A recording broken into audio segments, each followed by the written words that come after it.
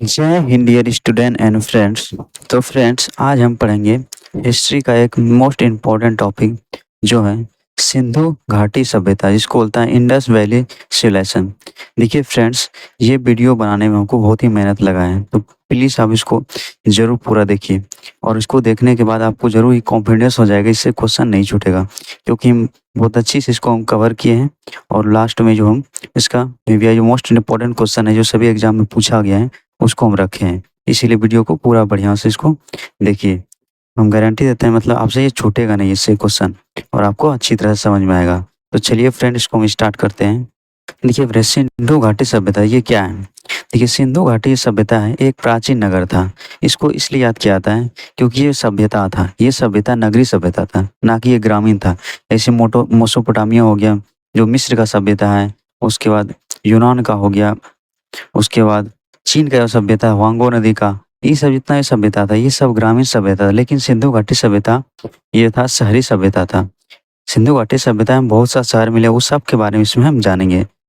तो देखिए फ्रेंड्स, सिंधु घाटी सभ्यता को हड़प्पा सभ्यता भी बुलाया जाता है, क्योंकि यहाँ पे जो खुदाई हुआ था, यहाँ सबसे पहले जो खुदाई स्टार्ट हुआ था ये हड़प्पा से ही हुआ था, इसीलिए इसको प्रचलित नाम हड़प्पा सभ्यता भी बुलाया जाता है। और सिंधु घाटी सभ्यता इसको इसलिए बुलाया जाता है क्योंकि इसमें जितना भी मतलब शहर मिला है ये सब ये सिंधु नदी के इर्द गिर्द मिला है, इसीलिए इसको सिंधु घाटी की सभ्यता कहा जाता है। और इसका जानकारी सबसे पहले चार्ल्स मैसन ने दिया था। तो चलिए फ्रेंड्स, को हम पढ़ना स्टार्ट करते हैं।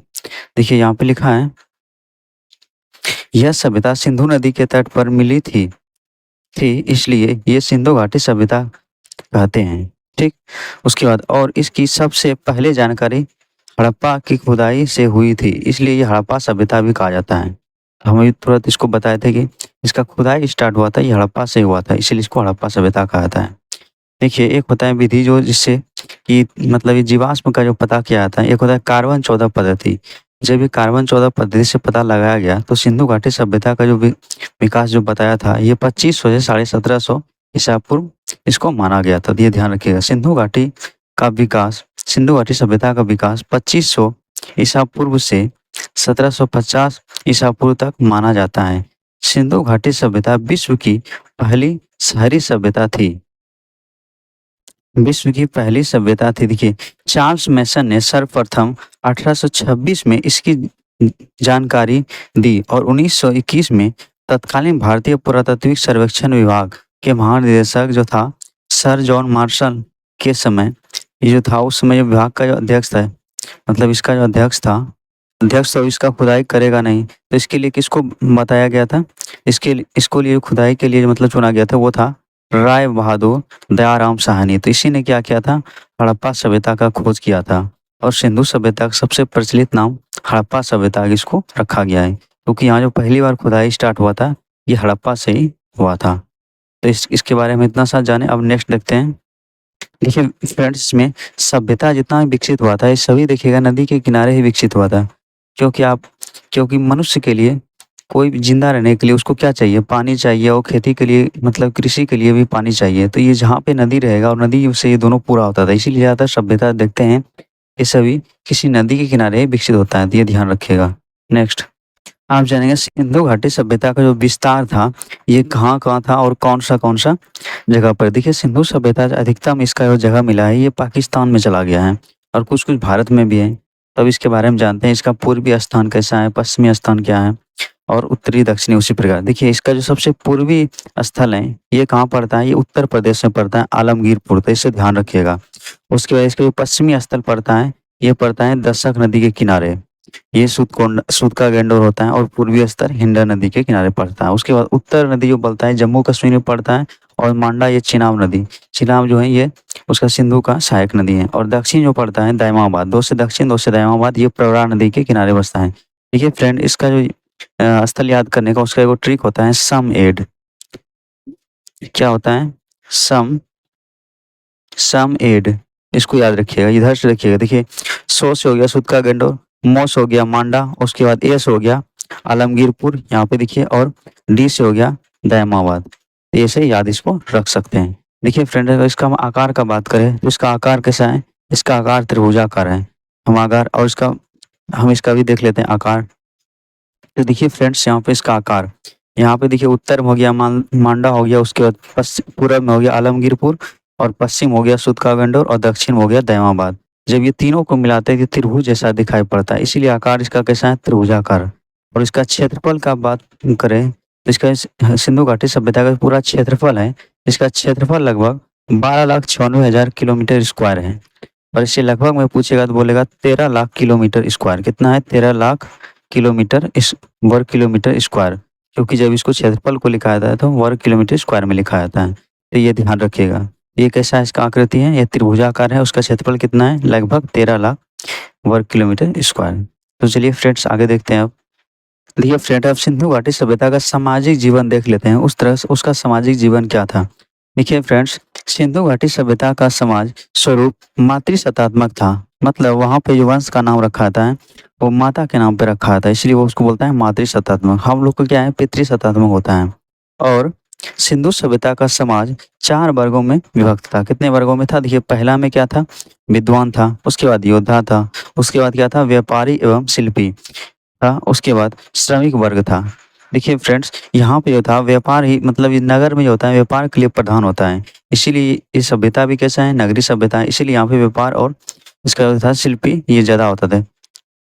तो इसका मुख्य जो कार्य था ये व्यापार से जुड़ा हुआ था, क्योंकि यहाँ बंदरगाह नगर भी 2 मिला है, जैसे लोथल हो गया, धौलावीरा हो गया, ये सब क्या है, बंदरगाह नगर है। उसके बाद ये भोजन का हम देखें तो यहाँ भोजन के लिए सिंधु सभ्यता के लोग शाकाहारी तथा मांसाहारी दोनों प्रकार के भोजन करते थे, ये ध्यान रखिएगा। नेक्स्ट हम जानेंगे सावधान प्रणाली। देखिए सिंधु सभ्यता का जो मतलब सावधान जिसको बोलता है अंतिम योष्टि, मतलब उसके मरने के बाद जो दाह संस्कार करता है, इसके लिए 3 प्रकार से मतलब अंतिम संस्कार किया जाता है। उसमें क्या था, सिंधु सभ्यता के लोग अपने मृतक का 3 प्रकार से अंतिम संस्कार होता था, करते थे। तो देखिए पहले में क्या था, पूर्व समाधान, इसमें क्या करता था, मृतकों को कब्र में दफनाने की परंपरा, तो इसको बोलता है पूर्व समाधान। उसके बाद दूसरा में क्या था, आंशिक समाधान, इसमें क्या करता है, मृतक के शरीर को जंगल में रख देता था, जब पशु पक्षी उसके मांस को खा लेता था उसको हड्डियों को क्या करता था, दफना देता था, तो ये एक विधि था। उसके बाद था दाह संस्कार, इसको बोलता है मृतकों को शरीर को जलाने की परंपरा। तो ये तीनों यहाँ पे मतलब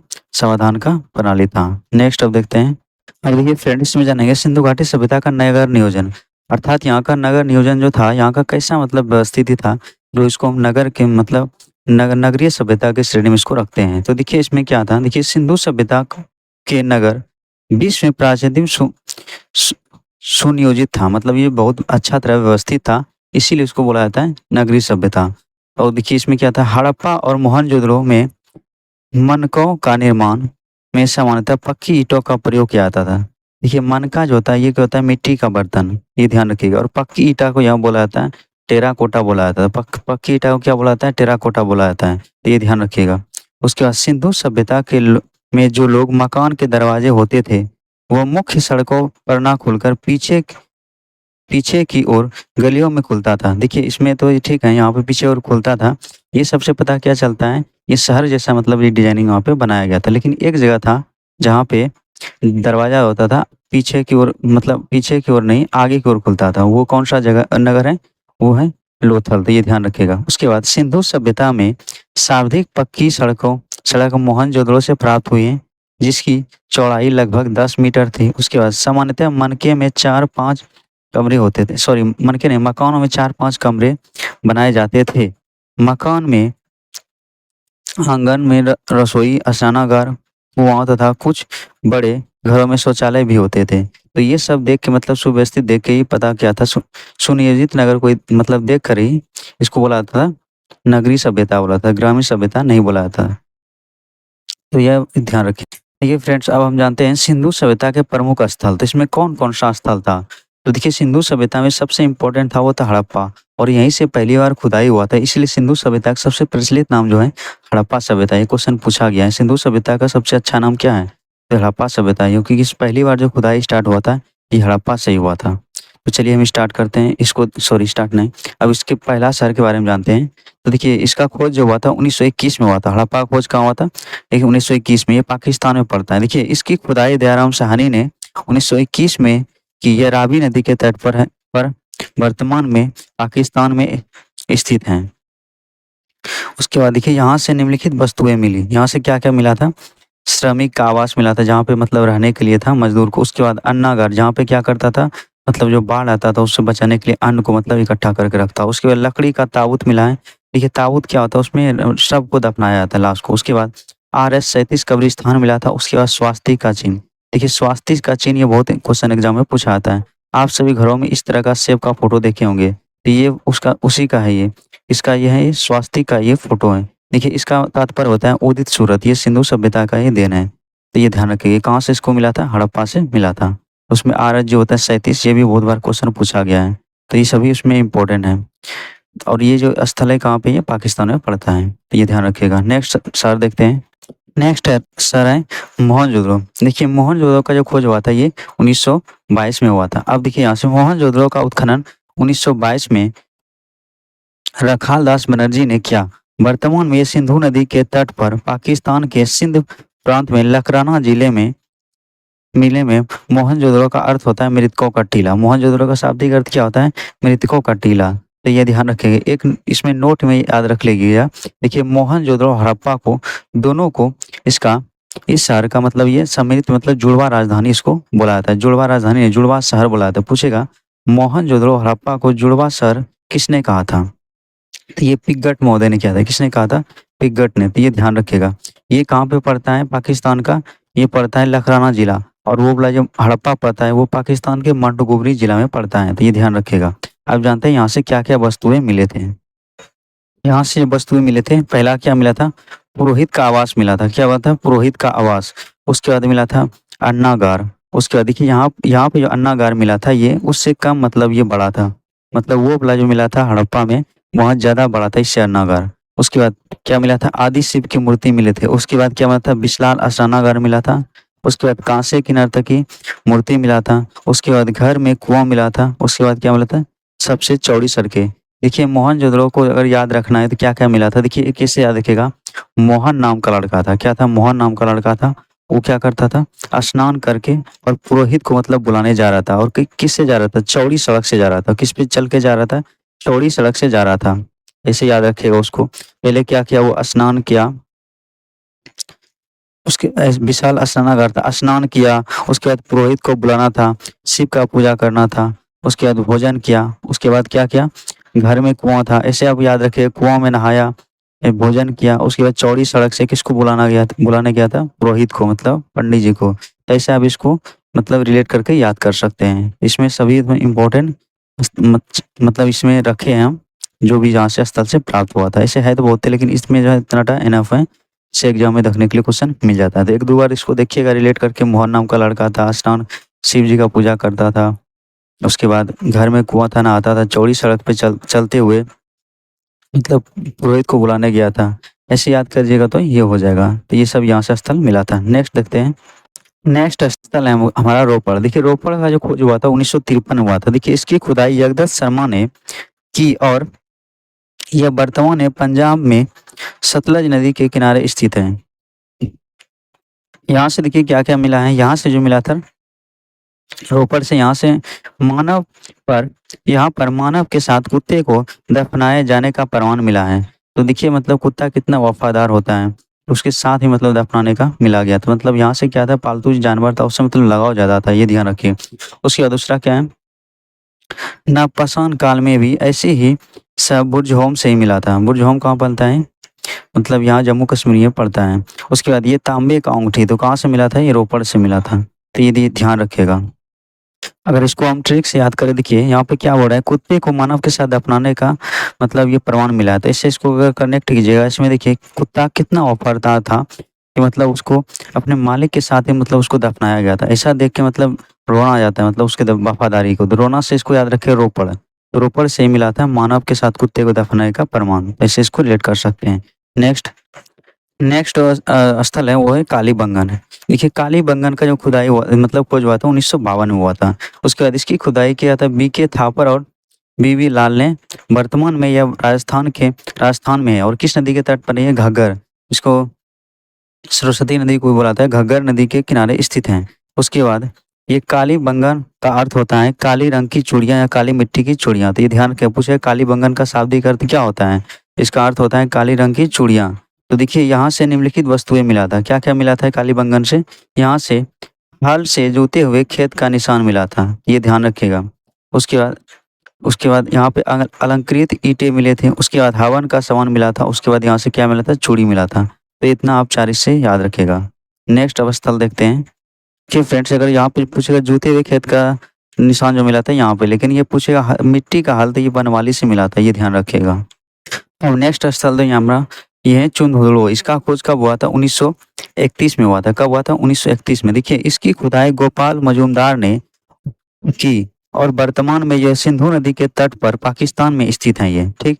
यह एकमात्र ऐसा शहर है जो दुर्ग रहित है, यह औद्योगिक शहर है, ये क्या है, इंडस्ट्रियल शहर है। यहाँ पे मतलब बहुत सा कारखाना मिला था, जैसे यहाँ पे देखिए मनके बनाने का कारखाना यही से मिला था।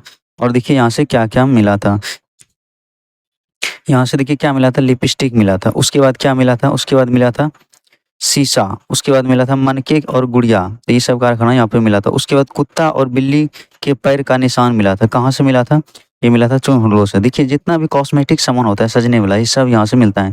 देखिए चुनहुडलो से याद रखिएगा चुंदरी, चुंदरी से याद क्या होता है, चुंदरी पहनने से पहले क्या होता है, शादी में क्या होता है, उससे पहले सजना पड़ता है, सजने के लिए क्या लगाना पड़ता है, लिपस्टिक सब लगाना पड़ता है। तो ये सब इससे रिलेट कर सकते हैं। तो ये सब कहाँ से मिला था, ये चुनहुडलो से मिला था।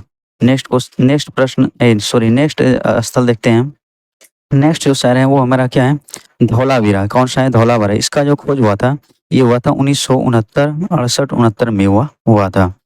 और देखिए इसे ये क्या होता, यहाँ से इसकी खुदाई किसने किया था, इसकी खुदाई रविंद्र सिंह बिष्ट ने की थी। यह व्यापार नगर था, ये क्या था, देखिए 2 शहर जो था व्यापारी के लिए मतलब फेमस था, प्रसिद्ध था। एक था कौन, लोथल था, और धौलावीरा। ये दोनों से क्या होता है, ये दोनों से देश विदेश से व्यापार होता है। इसको बंदरगाह शहर भी, मतलब यहाँ पे बंदरगाह मिला था, जिसको जहाँ से क्या होता है, समुद्री जहाज सब आकर रुकता है। इसे डॉकयार्ड या हार्बर भी बुलाया था अंग्रेजी में बंदरगाह को। यहाँ से निम्नलिखित वस्तुएं मिली, यहाँ से क्या मिला था, स्टेडियम, मतलब खेलने का जो था, खेलने के लिए जो होता है स्टेडियम, फील्ड, ये यहाँ से मिला था। और मिला था क्या, यहाँ से बहुत सा खंडर मिला था, कहाँ से, धौलावीरा था, ये ध्यान रखिएगा। नेक्स्ट शहर देखते हैं। नेक्स्ट शहर है यहाँ पे सुरकोटदा। इसका खोज कब हुआ था, 1964 में हुआ था। कब हुआ था, 1964 में। देखिए इसके खनन किसने किया था, जगपति जोशी ने करवाया। वर्तमान में ये गुजरात में है, कहाँ पे स्थित है, गुजरात में है। यहाँ से निम्नलिखित वस्तुएं मिली। नंबर 1 में क्या था, यहाँ से घोड़े की अस्थि पंजर मिला था, तो ये ध्यान रखेगा। सुरकोटदा से क्या मिला था, घोड़े का अस्थि पंजर मिला था। और फ्रेंड एक नोट में इसमें याद रखेगा, एक शहर है पूछेगा सिंधु सभ्यता का सबसे बड़ा शहर वर्तमान में कौन सा है, तो राखीगढ़ी है। क्या ये कहाँ पड़ता है, ये हरियाणा में पड़ता है। इसका खोज सूरज भान ने किया था। ये तो ये फ्रेंड्स में याद रखिएगा। नेक्स्ट सर, नेक्स्ट यहाँ पे जो स्थल है लोथल। लोथल का खोज कब किया था, 1954 में। ये भी बंदरगाह नगर है, ये कहाँ पड़ता है, गुजरात में। देखिए लोथल सभ्यता का उत्खनन किसने किया था, ये किया था SR राव ने किया था। ये किस नदी के किनारे बसा है, ये भोगवा नदी के किनारे अहमदाबाद गुजरात में मतलब ये स्थित है। वहीं पे इसको खोज हुआ था, ठीक है। ये यहाँ से निम्नलिखित वस्तुएं मिली। यहाँ से क्या क्या मिला था, लोथल से। देखिए यहाँ से सिंधु सभ्यता का बंदरगाह मिला है, जहाँ से क्या होता है, व्यापार होता था। उसके बाद दूसरा यहाँ से क्या मिला था, यहाँ घर के दरवाजे सड़क की ओर खुलते थे। ऐसे ज्यादातर देखिएगा तो इसका दरवाजा, घर का दरवाजा पीछे की ओर खुलता था। लेकिन एक ऐसा नगर है जो लोथल, तो ये क्या करता है, यहाँ पे इसका दरवाजा सड़क की ओर खुलता है। तो ये ध्यान रखिएगा। इसको कैसे याद रखिएगा, देखिए कोई चीज जब बिकने आता है, ये कहाँ आता है, रोड पे आता है। और रोड पे ही मतलब अगर दरवाजा रहेगा तो जल्दी हम खरीद सकते हैं। तो इसमें याद रखिएगा, आइसक्रीम ले लो, आइसक्रीम लेने के लिए कहाँ जाएगा, रोड पे जाना पड़ेगा, और ले लो। तो इसका दरवाजा किधर खुला है, लोथल, तो इसे याद रखिएगा, ले लो। तो लोथल याद रखिएगा कि इसका दरवाजा कहाँ से खुलता था, आगे की ओर खुलता था, ये ध्यान रखिएगा। अब नेक्स्ट शहर देखते हैं। देखिए फ्रेंड, अब जितना भी इम्पोर्टेंट शहर था उसके बारे में हम पढ़ लिए। अब इसके पढ़ेंगे अन्य महत्वपूर्ण तथ्य सिंधु घाटी सभ्यता के बारे में। देखिए पहला क्या है, सिंधु सभ्यता को हड़प्पा सभ्यता, सैंदव सभ्यता या कांस्य युगीन सभ्यता भी कहा जाता है। क्योंकि इसमें एक और क्वेश्चन पूछेगा, क्या सिंधु सभ्यता में लोहा का खोज हुआ था, तो इसमें लोहा से परिचित नहीं था, ठीक है। क्योंकि इसमें कांसा से परिचित था, इसलिए इसको कांस्य युगीन सभ्यता भी कहा जाता है। दूसरा पॉइंट में, सिंधु सभ्यता की लिपि भाव चित्रात्मक थी, जो दाएं से बाएं और लिखी जाती थी। और कभी कभी यह अभी तक पढ़ा नहीं जा सका। मतलब लिपि जो होता है ये लिखने का एक कला होता है। जैसे देखिए हिंदी जो होता है देवनागरी लिपि में आता है, पंजाबी गुरुमुखी लिपि में लिखा जाता है। और लिपि का अध्ययन क्या कहलाता है, पिक्टोग्राफी कहलाता है। तो ये ध्यान रखिएगा। उसी प्रकार ये जो लिपि था इसका भाव चित्रात्मक था, ये ध्यान रखिएगा। नेक्स्ट पॉइंट है, सिंधुवासी विश्व में कपास के प्रथम उत्पादन थे, इसलिए यूनानियों ने कपास का नाम सिंडोज रखा, जिसका अर्थ होता है सिंधुवासी का उपज। तो देखिए ये कपास इसका व्यापार का मुख्य केंद्र था, ये मेहरगढ़ था। कहाँ से था? कपास जो सबसे अधिक जो उत्पादन होता है सिंधु सभ्यता में, ये मेहरगढ़ से होता है। मेका होरो गोड़ो, ये ध्यान रखिएगा, मेहरगढ़ से होता है। ये बहुत ही इंपॉर्टेंट क्वेश्चन है। उसके बाद सिंधु घाटी सभ्यता के लोग कृषि भी करते थे, पशुपालन भी करते थे, परंतु उनका मुख्य व्यवसाय जो था व्यापार करता था। क्या करता है? ये ट्रेड करता था एक देश से दूसरे देश, इसीलिए इसको नगरीय सभ्यता कहा गया है। उसके बाद जो सभ्यता के लोग माप तौल से परिचित थे, इसका माप तौल का इकाई था, ये 16 अनुपात में होता था। कितना अनुपात में होता था? 16 अनुपात में। तो ये ध्यान रखिएगा। नेक्स्ट देखते हैं फैक्ट। नेक्स्ट देखिए इसमें इंपॉर्टेंट है, सिंधु सभ्यता के लोग लोहे से परिचित नहीं थे। ये बहुत ही इंपॉर्टेंट क्वेश्चन है। उसके बाद हड़प्पा सभ्यता में मिट्टी के बर्तनों को सामान्यतः लाल रंग से रंगाया था। किस रंग से उपयोग होता था? लाल रंग से। और पकी हुई ईंटा को क्या बोलता था? टेराकोटा। तो ये ध्यान रखिएगा। हड़प्पा सभ्यता के मोहरों में बहुत से जानवरों का चित्र मिले हैं, पर शेर का चित्र नहीं मिला। तो शेर होता है, यहाँ का चित्र नहीं मिला। तो ये ध्यान रखिएगा। ये क्या पता चलता है? जो मोहर होता है इससे क्या होता है? व्यापार का वही प्रमाण मिलता है। उसके बाद हड़प्पा सभ्यता के मोहरों में सेल खड़ी का इस्तेमाल मुख्य रूप से किया जाता था। ये बहुत ही इंपॉर्टेंट फैक्ट है। किसका प्रयोग किया था? सेल खड़ी का। तो ये ध्यान रखिएगा, इसका क्वेश्चन में भी आएगा।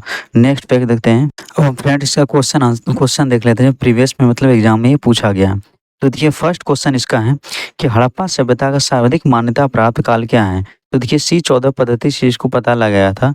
इसका जो पता लगाया था ये कितना से कितना BC तक था, अभी हम बताए थे पहले। तो ये होता है 2500 ईसा पूर्व से 1750 ईसा पूर्व में इसको मतलब काल ये बताया गया है। इसका करेक्ट आंसर हो जाएगा ऑप्शन नंबर बी हो जाएगा। नेक्स्ट प्रश्न, दूसरा क्वेश्चन है यहाँ पे, निम्नलिखित में से किस पदार्थ का उपयोग हड़प्पा काल के मोहरों अर्थात मुद्राओं के निर्माण में मुख्य रूप से किया जाता था? तो अभी जो बताए थे, अभी पहले इससे थोड़ा देर पहले बताया था, इसमें प्रयोग क्या था? इसमें क्या था? सेल खड़ी का। तो इसका करेक्ट आंसर हो जाएगा ऑप्शन नंबर ए हो जाएगा। क्या हो जाएगा? ए नंबर हो जाएगा। नेक्स्ट प्रश्न, नेक्स्ट है, सिंधु घाटी सभ्यता के लोग का मुख्य व्यवसाय क्या था? मतलब वो क्या क्या करता था?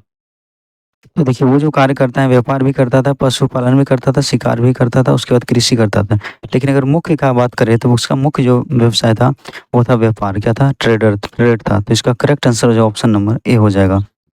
नेक्स्ट प्रश्न है, हड़प्पा सभ्यता किस युग की सभ्यता थी? अभी तुरंत हम बताए थे हड़प्पा सभ्यता था एक सभ्यता था, इसमें कांस्य युगीन सभ्यता था। तो इसका करेक्ट आंसर हो जाएगा ऑप्शन नंबर ए हो जाएगा। नेक्स्ट प्रश्न है, सिंधु घाटी की सभ्यता कहाँ तक विस्तृत है? तो बताइए इसमें कौन सा करेक्ट आंसर हो जाएगा? पंजाब, दिल्ली, जम्मू कश्मीर, दूसरा है राजस्थान, बिहार, बंगाल, उड़ीसा, तीसरा में पंजाब, राजस्थान, गुजरात, उड़ीसा, बंगाल, और चौथा में क्या है? पंजाब, राजस्थान, गुजरात, उत्तर प्रदेश, हरियाणा, सिंध और बलूचिस्तान। तो इसका करेक्ट आंसर हो जाएगा ऑप्शन नंबर डी हो जाएगा। यहाँ तक इसका विस्तार है। नेक्स्ट क्वेश्चन है, हड़प्पा सभ्यता निवासी थे? तो देखिए हड़प्पा सभ्यता निवासी था, अभी बताए थे, ये निवासी था, ये शहरी था। कैसा था? शहरी था। तो इसका करेक्ट आंसर बी हो जाएगा। क्वेश्चन है, सिंधु सभ्यता के घर किसके बनाए जाते थे? देखिए इसका जो घर बनाया जाता था, क्योंकि शहरी सभ्यता था इसीलिए इसका जो घर बनाया था ये पके हुई ईंट से बनाया था, इसको टेराकोटा भी बोला था। इसका करेक्ट आंसर हो जाएगा ऑप्शन नंबर ए हो जाएगा। उसके बाद नेक्स्ट है, हड़प्पा वासी किस वस्तु के उत्पादन में सर्वप्रथम थे? तो देखिए हड़प्पा वासी जो उत्पादन में प्रथम था वो क्या था? वो था, अभी बताए थे, वो था कपास, जो मेहरगढ़ में इसका उत्पादन ज्यादा होता था, इससे व्यापार भी करता था। नेक्स्ट क्वेश्चन है, निम्नलिखित विद्वानों में से हड़प्पा सभ्यता का सर्वप्रथम खोजकर्ता कौन था? देखिए हड़प्पा सभ्यता का खोजकर्ता कौन था? ये था दयाराम साहनी। तो इसका करेक्ट आंसर हो जाएगा ऑप्शन नंबर डी हो जाएगा। देखिए पहली बार जानकारी दिया था चार्ल्स मार्शन ने, तो ये ध्यान रखिएगा। नेक्स्ट क्वेश्चन है, हड़प्पा कालीन समाज किन वर्गों में विभक्त था? तो देखिए बताए थे, इससे जब स्टार्ट किया तो उसमें बताए थे इसका जो समाज था ये 4 वर्गों में विभक्त था। कौन सा था? विद्वान था, उसके बाद योद्धा था, व्यापारी था और श्रमिक था। तो ये सभी 4 वर्गों में विभाजित था। तो इसका करेक्ट आंसर हो जाएगा ऑप्शन नंबर बी हो जाएगा। क्या हो जाएगा? बी नंबर हो जाएगा। नेक्स्ट प्रश्न, क्वेश्चन है सिंधु सभ्यता का सर्वाधिक उपयुक्त नाम क्या है? तो हम बताए थे सिंधु सभ्यता का सर्वाधिक जो उपयुक्त नाम है इसे हड़प्पा सभ्यता के नाम से भी जाना जाता है, क्योंकि जो पहली बार खुदाई कहाँ से स्टार्ट हुआ था? हड़प्पा सभ्यता। इसको इसलिए इसका सबसे अच्छा नाम वो है हड़प्पा सभ्यता। ये क्वेश्चन पूछा गया है। नेक्स्ट प्रश्न है हड़प्पा के मिट्टी के बर्तन पर सामान्यतः किस रंग का उपयोग होता था? तो हम बताए थे हड़प्पा की मिट्टी जो बना होता है बर्तन ये लाल रंग का प्रयोग होता था। जिसका करेक्ट आंसर ए हो जाएगा। क्वेश्चन है सिंधु घाटी के लोग विश्वास करते थे, तो किस में विश्वास करते थे बताइए? ये विश्वास करते थे, ये करता था मातृशक्ति में। उसका सभ्यता भी था मातृसत्तात्मक था। तो इसका करेक्ट आंसर हो जाएगा ऑप्शन नंबर डी हो जाएगा। नेक्स्ट प्रश्न क्वेश्चन है किस पशु का अवशेष सिंधु घाटी सभ्यता से प्राप्त नहीं हुआ है? तो हम बताए थे इसमें जो प्राप्त नहीं हुआ था वो था शेर। तो शेर का अवशेष यहाँ से प्राप्त नहीं हुआ था। और इसमें जो सबसे प्रचलित जो था वो एक सींग वाला जानवर था। तो ये ध्यान रखिएगा। नेक्स्ट प्रश्न है हड़प्पा कालीन स्थल में अभी तक किस धातु का प्राप्ति नहीं हुआ था? हम बताए थे उसमें जो हुआ था लोहा। ये लोहा का प्राप्ति नहीं हुआ था। तो इसका करेक्ट आंसर डी हो जाएगा। नेक्स्ट क्वेश्चन है सिंधु सभ्यता का पत्तन जिसको बंदरगाह बोलता है पत्तन नगर बंदरगाह कौन सा था? तो ये बताए थे सिंधु घाटी जो बंदरगाह नगर था ये दो था। एक कौन था? एक था धौलावीरा और एक था लोथल। तो दोनों था, इसमें ऑप्शन नहीं है। तो इसलिए करेक्ट आंसर इसका हो जाएगा ऑप्शन नंबर यहाँ पे बी ये हो जाएगा और सी नंबर हो जाएगा। कौन सा हो जाएगा? लोथल। ये गुजरात में पड़ता है। नेक्स्ट क्वेश्चन है किस हड़प्पा कालीन स्थल से नृत्य मुद्रा वाली स्त्री की कांस्य मूर्ति मिली है? तो ये हम बताए थे ये कहाँ से मिला था? ये मिला था हड़प्पा से, सॉरी ये मोहनजोदड़ो से मिला था। कहाँ से मिला था? मोहनजोदड़ो से। तो इसका करेक्ट आंसर हो जाएगा ऑप्शन नंबर ए हो जाएगा। नेक्स्ट इसमें सिंधु सभ्यता के बृहत स्नानागार पाया गया है। तो देखिए सिंधु सभ्यता में जो बृहत स्नानागार पाया गया है ये कहाँ से पाया गया है? तो ये जो प्राप्त हुआ था ये कहाँ से हुआ था? ये होता हड़प्पा से। तो इसका करेक्ट आंसर बी हो जाएगा। नेक्स्ट क्वेश्चन है सिंधु सभ्यता में RS-37 कब्रिस्तान कहाँ से मिले थे? तो ये हम बताए थे RS-37 कहाँ से मिला था? ये जो मिला था ये मिला था हड़प्पा से। इसका करेक्ट आंसर बी हो जाएगा। नेक्स्ट प्रश्न देखिए फ्रेंड्स यहाँ पे हम इसको पूरा ही थ्योरी और क्वेश्चन आंसर दोनों ही पूरा ही कंप्लीट कर दिए हैं। आपको बताइए वीडियो कैसा लगा कमेंट में जरूर बताइए और इतना देर रह गया तो चैनल को सब्सक्राइब जरूर कर लीजिए। Thanks for watching this video.